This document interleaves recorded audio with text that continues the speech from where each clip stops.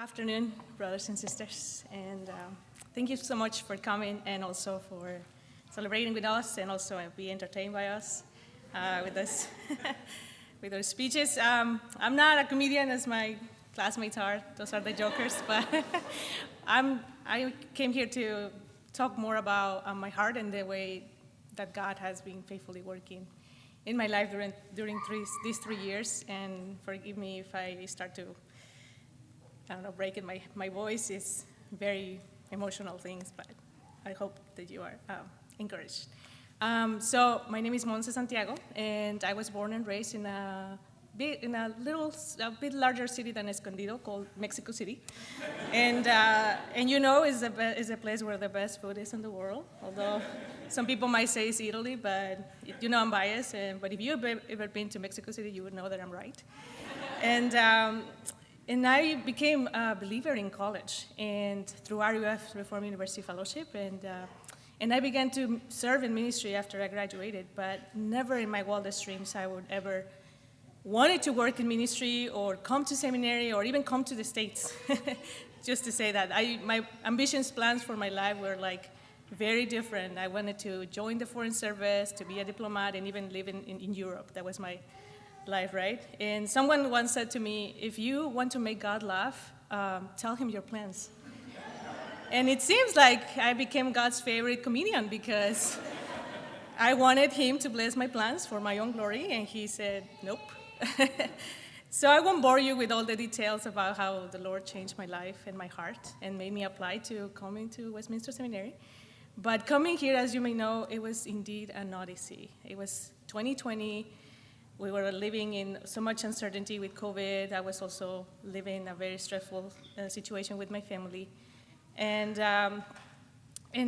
just before I came here and summer Greek started, my dad had a brain stroke. And I was talking to my mom, and I asked her, hey, Mom, should I go? And she said, but I asked her, like, if it's necessary, I would just, come and stay here and take care of my dad. And she said, no. You have to go. You have to live your life and walk the way that the Lord has planned for you. And she's pretty incredible, by the way. My mom I admire her so much. She's my favorite person. And I wish I could one day reflect the sacrificial love that she has shown to me, my family, my dad, my siblings. And I just hope that one day in heaven you might get to know her, and there won't be visa restrictions, no language restrictions, so it will be good. But I would love to introduce her to her because she's pretty great. So as you can imagine, my first year of seminary was really hard. It was COVID, we were having classes online, there were quarantines, and then on top of that, moving to another country, new culture, less amazing food, Not impressed, never impressed, right? But at the same time, I was taking care, introduced to gold.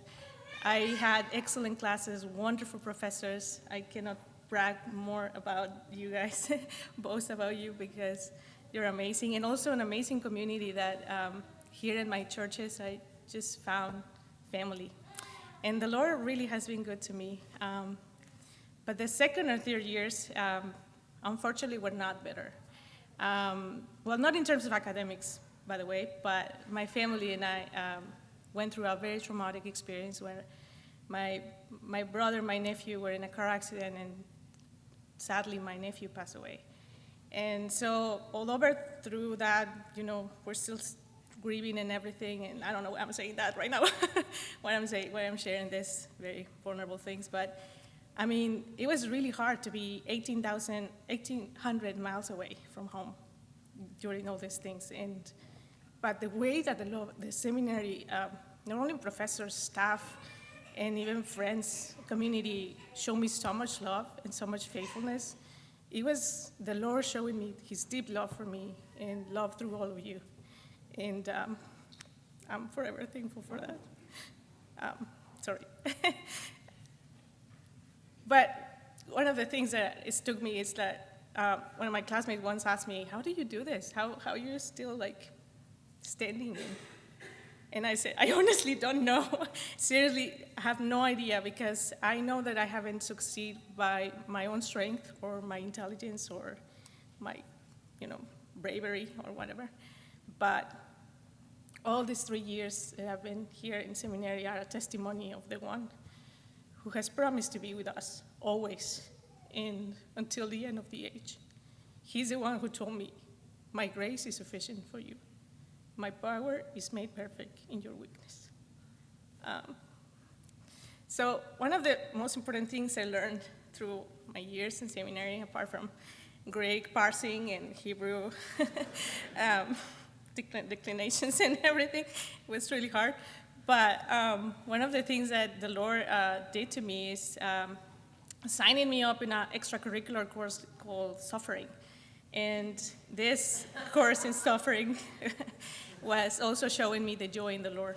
So honestly, before this accident happened, I never thought joy and suffering were hand in hand. I actually thought it was like suffering was a killer of joy. But as I had conversations and all the education I received here, I came to realize I understand what Paul said in Romans 5 about we rejoice in the hope of the glory of God, because we rejoice in our sufferings, because those sufferings produce endurance, and endurance produces character, and character produces hope. And coming, when my idea of before coming to seminary, as I mentioned before, that I wanted to have this lush job in an embassy or something. And I was thinking all this time I was looking and pursuing a job for my own glory and not for God. And but now the Lord has changed my heart so much in a way that I am now an ambassador for Him, right? For His kingdom. And He wants me to serve Him and to preach the gospel, the royal message to a world that is suffering and also needs the joy of the Lord. So now I'm going to serve, as you said, as campus staff for RUF at the University of Michigan. Go Blue! Go Blue! So all this for Christ, His gospel, and His church. Thank you so much.